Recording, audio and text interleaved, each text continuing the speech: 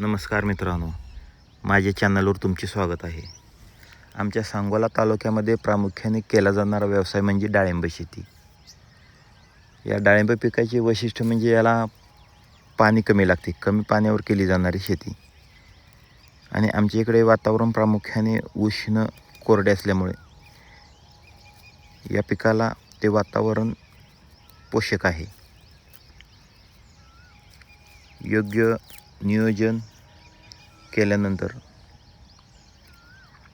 तशी डाळिंबाची शेती फायदेशीर होऊ शकते.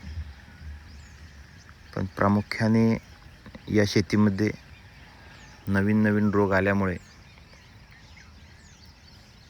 शेतकऱ्यांचे नुकसानही तेवढ्याच प्रमाणात होते. म्हणजे व्यवसाय कुठलाही असो, जिथे फायदा आहे तिथे नुकसान हे ठरलेलंच आहे. आणि ही डाळिंबाची भगव्या प्रकारची व्हरायटी आहे. असेच नवीन व्हिडिओ पाहण्यासाठी चॅनलला सबस्क्राईब करा.